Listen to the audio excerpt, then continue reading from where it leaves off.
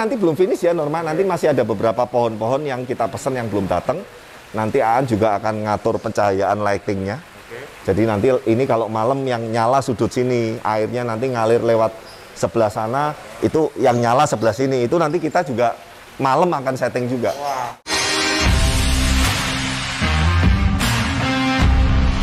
Yang kuning nyok, top nyok. Banyak, taunya ya cuman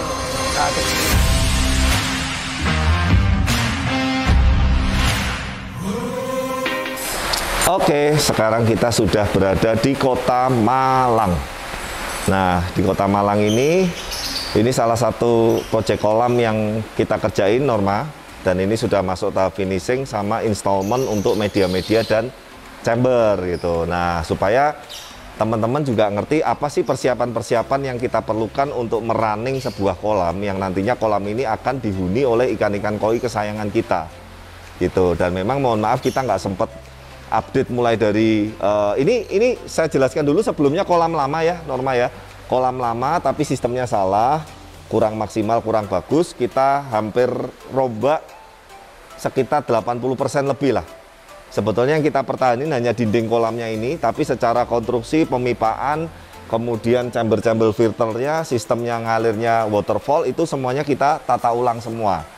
Nah, supaya teman-teman nanti juga ngerti seperti apa sih persiapan-persiapan sebelum tahap finishing atau running untuk kolam koi yang baru. Nah, nanti setelah ini kita akan sama-sama cek dan pandu. Semoga teman-teman juga bisa mendapatkan manfaat dan bisa menjadi edukasi juga ya, seperti itu. Saya turun dulu ya, takut jatuh juga saya.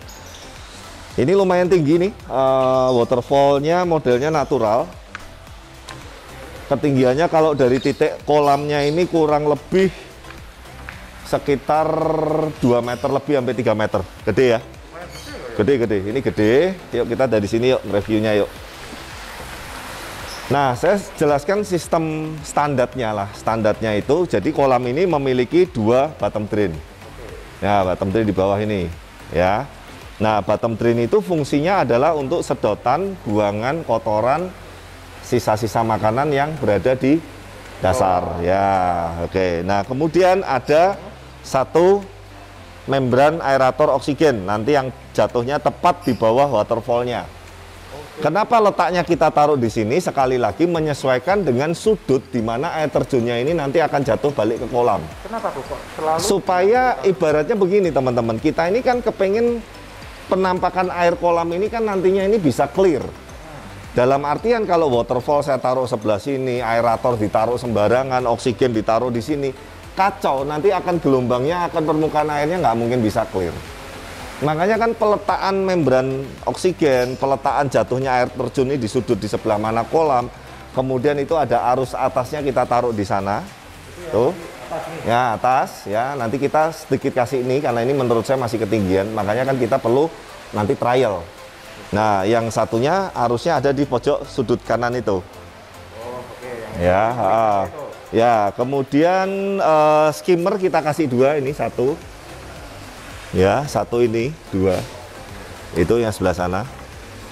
Nah, kenapa sudutnya skimmer juga di sudut sebelah sini dan sebelah situ? Itu juga sudah kita perhitungkan semua gitu. Makanya intinya poinnya begini teman-teman.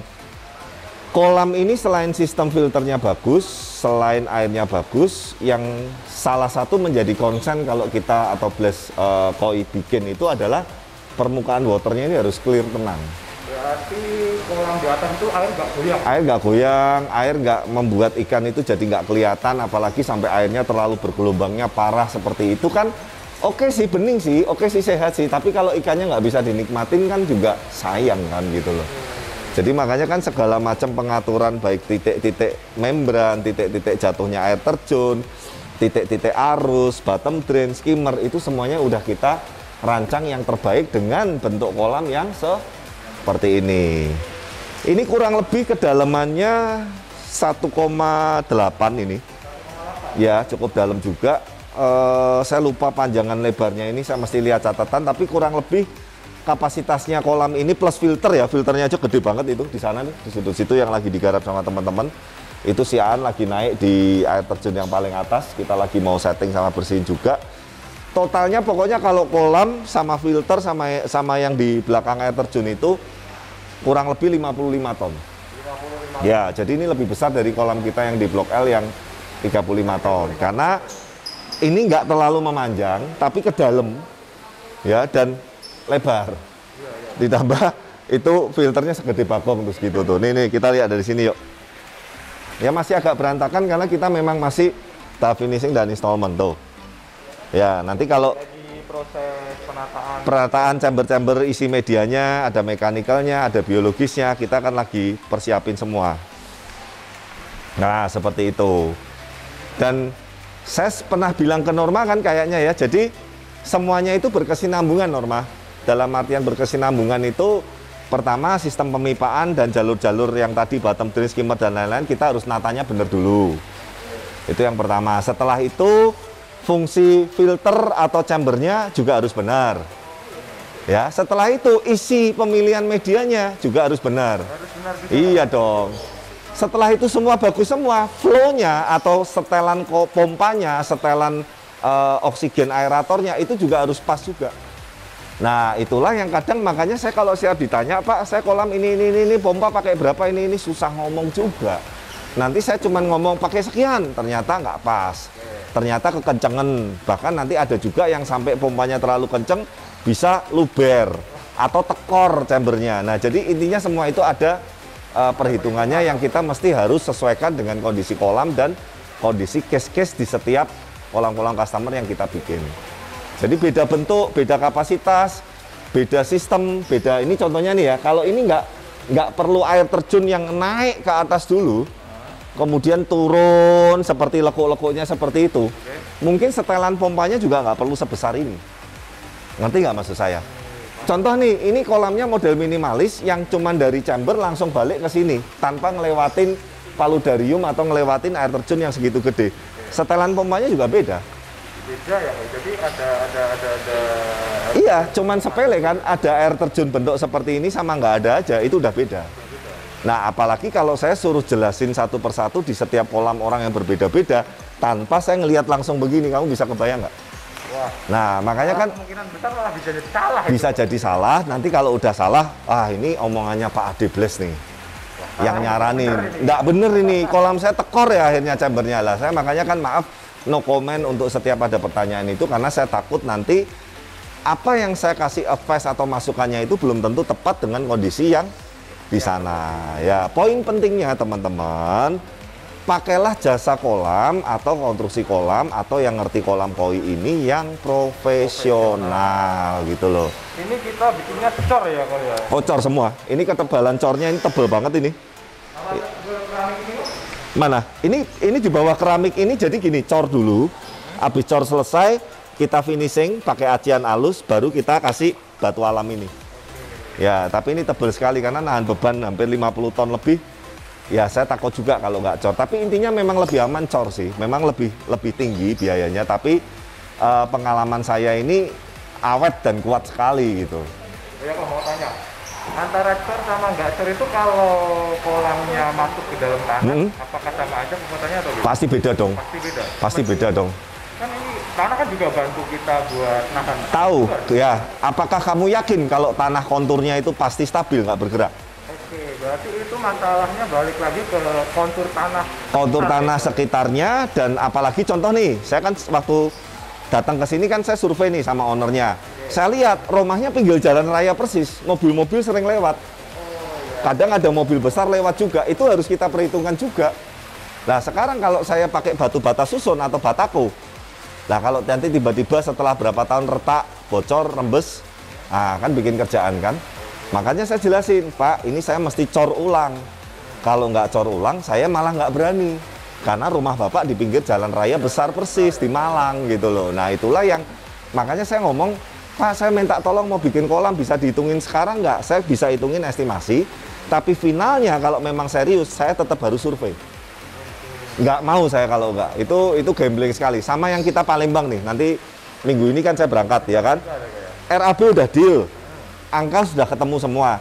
Tapi saya tetap nggak mau terima DP. Kenapa? Saya ngomong, Pak, saya butuh ke lapangan.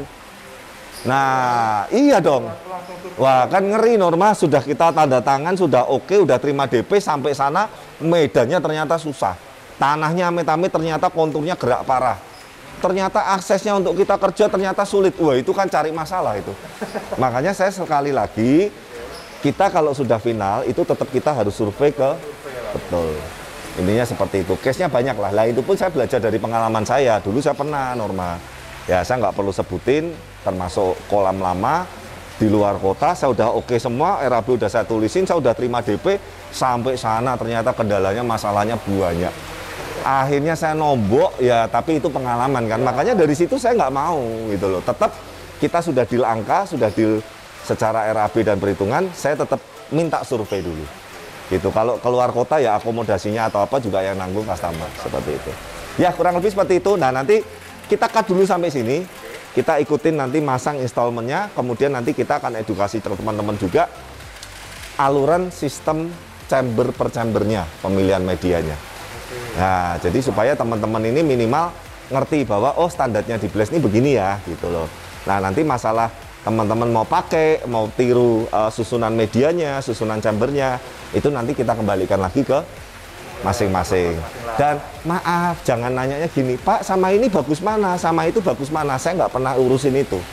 Kenapa? Pokoknya saya pakai pakem yang sudah saya jalankan hampir 10 tahun ini, saya yang pakai terbaik ini sudah saya fokus ke situ. Mau ada merek bilang, ini Pak, bilang ini lebih murah, lebih bagus, ini, saya nggak pernah mau bahas itu. Intinya kalau memang pakai di Blaze, ya pakemnya ini. Kalau nggak pakai di Blaze, ya silakan. Karena kita kalau mau nanya sejuta orang akan punya teori yang berbeda-beda juga. Kita capek gitu loh, mendingan kita fokus dengan apa yang kita yakini, apa yang sudah kita kerjakan selama hampir 10 tahun ini, ya sudah ini gitu. Nanti kalau ada teknologi baru, kalau ada update media baru yang lebih bagus, yang lebih top, ya kita pun pasti akan pelajari lagi dulu. Kita bisa update lagi juga gitu. Contoh nih ya, contoh. Dulu sebelum saya pakai media biologis BioCube, saya pakai Momotaro Bacteria Host atau biokristal, atau waktu itu ada yang namanya apa ya, seperti kayak karang gitu, tapi intinya itu pori-porinya nggak sebagus BioCube lah. Nah akhirnya begitu ada BioCube, ya udah kita pelajari ternyata lebih efektif, lebih bagus, ini ya kita pakai. Dan itu pun kalau kita mau ganti media, kita ya harus nyoba dulu sebenarnya. Oh pasti dong, karena kan gini, makanya kan ada beberapa merek lain, baik itu media, kadang pakan, dan lain-lain kan, kita mau minta untuk di-endorse atau apa, saya ngomong saya nggak berani, karena bener-bener saya harus buktiin dulu. Karena koi ini mungkin beda kayak kita jual produk kecantikan, atau jual produk shampoo, atau kita mungkin jual baju gitu, beli baju di Norma, bagus loh, gini-gini, selesai. Kita nggak punya tanggung jawab moral gitu loh.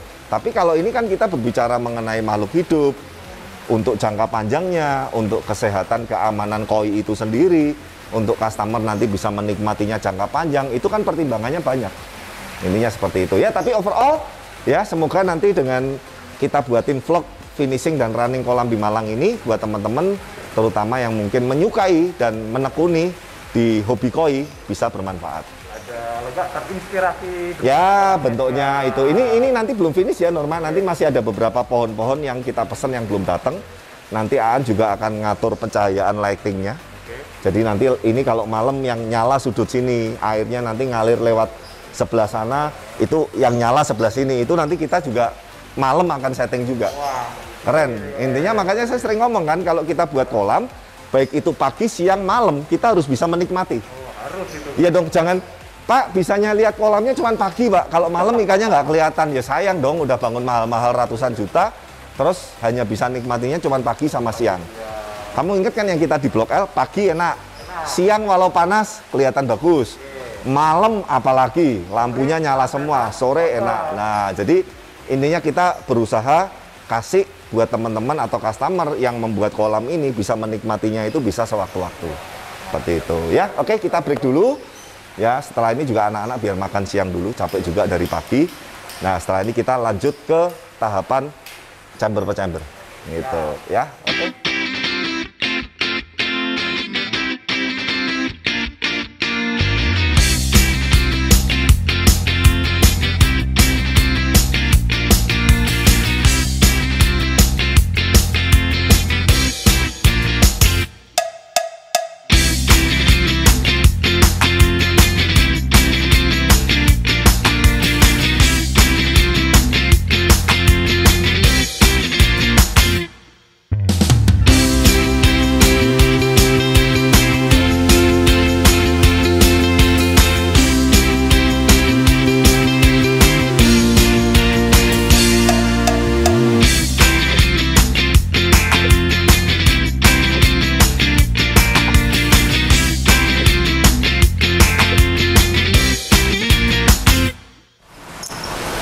Oke, ya sudah mulai teler Norma ya. Kayaknya nggak selesai lah ya. Jadi maksud saya memang ya yang penting kan kita sebetulnya di video sebelumnya pun kan sudah pernah bikinin susunan yang standar. Di Blok L kita bikin running kolam 35 ton juga standar kolam koi yang benar. Ya kurang lebih sama sih, tinggal bentuk-bentuknya sama kapasitasnya aja. Nah, ini mungkin yang kali ini cukup sampai di sini dulu. Nah, nanti besok kita lanjut yang sudah mulai isi air tangki, finishing air terjun, masang-masang lampu dan segala macam. Intinya ya sudah tinggal sedikit lah. Cuman mungkin ini anak-anak juga udah pada teler, kemungkinan sih mungkin bisa sampai malam ini.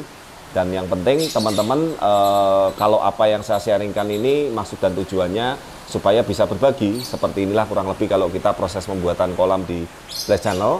Dan terima kasih sekali untuk teman-teman Blast People maupun semua customer dari Blast Koi, Blast Channel, dan Blast Bird yang sudah mendukung kami sampai saat ini. Jadi kalau kolam dan koi ini kita udah masuk tahun ke-10 Norma. Ya burung, Blast Bird nggak terasa udah masuk tahun ketiga. Ya jadi ya memang kita terus terang kalau menekuni sesuatu ya memang kita berusaha untuk terus perbaiki terus.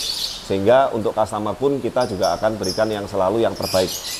Ya seperti itu. Oke, nah sampai di sini teman-teman yang video kali ini semoga bisa bermanfaat dan menginspirasi. Dan buat teman-teman semuanya dimanapun berada, sehat selalu, sejahtera selalu. Jangan lupa like, comment, subscribe, dan sampai ketemu di video-video berikutnya. Bye-bye.